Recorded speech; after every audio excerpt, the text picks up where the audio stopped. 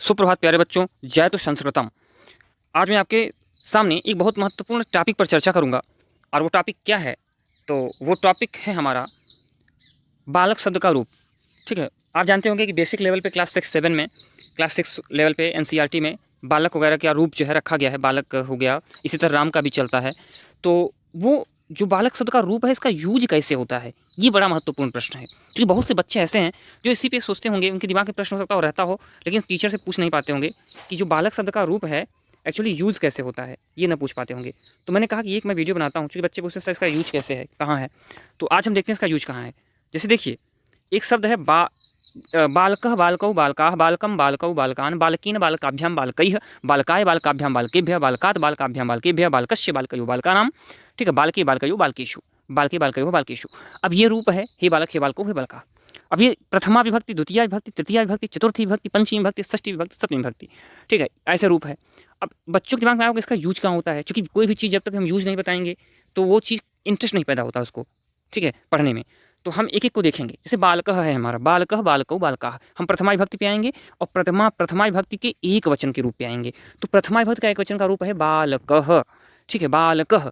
अब जैसे आपको ट्रांसलेशन करना है, मान लीजिए आप संस्कृत, अभी तो बोलचाल की भाषा नहीं है, अगर बोलचाल की भाषा होती तो कैसे बोलते, जैसे आप इंग्लिश से बोलते हैं ना, सोच सोच के कि हाँ यार ये यहाँ ये इंग्लिश बोलना चाहिए, ये बोलना चाहिए। जैसे बालकः है, हमने बोला तो बालकः गच्छति, एक बालक जाता है। अब इसको आपको ट्रांसलेशन करना है, ठीक है, एक बालक जाता है तो आप कहेंगे बालकः गच्छति, ठीक है, क्योंकि वहाँ प्रथमा विभक्ति का रूप यूज होगा, प्रथमा विभक्ति एक वचन का।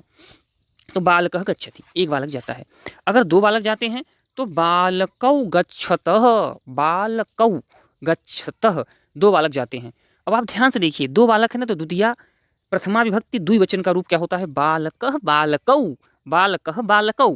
तो बालकौ मतलब दो बालक, तो दो बालक जाते हैं, ठीक है। और गच्छतः क्यों लगाया, क्योंकि गच्छति है तो एक जाता है, गच्छतः है तो दो जाते हैं, गच्छन्ति हैं तो बहुत से जाते हैं, ऐसे यूज होता है। इसका सेट करना पड़ता है। अब देखिए, बहुत बालक जाते हैं तो बालकाः गच्छन्ति, बहुत से बालक हैं चूंकि, तो बालकः बालकौ बालकाः, बहुत से बालक, गच्छन्ति में जाते हैं। अब देखिए, गच्छति गच्छतः गच्छन्ति। अब मैंने लिखा है फर्स्ट पर्सन, अभी नीचे मैं बताऊंगा आपको कि प्रथम पुरुष को फर्स्ट पर्सन कहते हैं, मध्यम पुरुष को सेकेंड पर्सन और उत्तम पुरुष को थर्ड पर्सन, ठीक है, ये पर्सन होते हैं। आगे देखिए, बालक को पढ़ाओ। अब मैं द्वितीय विभक्ति की बात करता हूँ, तो देखिए, कर्ता ने कर्म को, आपने पढ़ा होगा करण से, तो कर्म, कर्ता ने कर्म को। अब जैसे कर्म को आया ना, तो को, जैसे बालक को पढ़ाओ, बालक को पढ़ाओ, तो यहाँ पे कौन सा यूज होगा, बालकः बालकौ बालकाः, बालकम वाला यूज होगा, क्योंकि वो कर्म के स्थान पे आ रहा है। तो कर्ता ने कर्म को, तो बालक को, तो इसका क्या हो जाएगा, बालकम, बालकम पाठय मीन्स पढ़ाओ। इसी तरह सारे विभक्तियों का भी यूज कर लेंगे, नीचे वाले का भी, ठीक है। बालक से या बालक के द्वारा ये काम किया जाता है, तो बालकेन वहाँ लग जाएगा। दो बालकों के द्वारा किया जाता है तो दो बालक, बालकेन बालकाभ्याम, ऐसे हो जाएगा, ठीक। ये होता है इसका यूज। अब मैं पठ धातु पे आता हूँ, लट लकार, वर्तमान काल, जिसको आप इंग्लिश में प्रेजेंट टेंस कहते हैं। अब एक उदाहरण के लिए, जैसे पठती है, इसको फर्स्ट पर्सन कहेंगे, पठती पढ़ता पठंती, ये फर्स्ट पर्सन में आएगा। अगर एक बालक वह पढ़ता है तो पठती, वह दो लोग पढ़ते हैं तो पठतः, वह बहुत से लोग पढ़ते हैं तो पठंती। अब मध्यम पुरुष क्या है, सेकंड पर्सन, तुम पढ़ते हो तो पठसी, तुम दोनों पढ़ते हो तो पठथ, और तुम सब पढ़ते हो तो पठथ, ठीक है, ये हो जाएगा। और इसी तरह से उत्तम पुरुष, अगर मैं पढ़ता हूँ तो पठामी, हम दोनों पढ़ते हैं, वी, इसको इंग्लिश में कहते हैं वी आर लर्निंग, हम सीख रहे हैं, पढ़ रहे हैं, तो वी, तो पठावह, और हम सब पढ़ते हैं तो पठामह, ऐसे यूज होगा। ये थर्ड पर्सन होता है। थोड़ा सा अंतर होता है संस्कृत और इंग्लिश में, फर्स्ट और थर्ड पर्सन में, ठीक है, थोड़ा सा अंतर इन्हीं का होता है, शेष सब सही होता है। तो ये संस्कृत के पर्सन हैं, ये हो गया। आइए हम आपको एक यूज सिखाते हैं।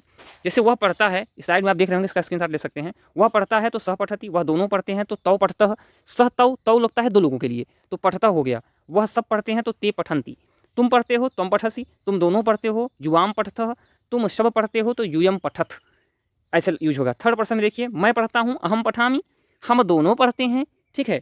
वी आर, मैंने कहा ना, we are learning, we are reading, हम दोनों पढ़ रहे हैं, तो आवाम पठावह। और इंग्लिश में दोनों के लिए भी यूज होता है, हम सब पढ़ते हैं, क्योंकि इंग्लिश में बहुवचन होता है, एक वचन बहुवचन होता है, द्विवचन नहीं होता, तो वयम पठामह, ठीक है। ऐसे रूप चलता है इसका, ये है इसका यूज। कोई प्रॉब्लम हो आप पूछ सकते हैं कमेंट बॉक्स में। आज के लिए इतना ही, धन्यवाद।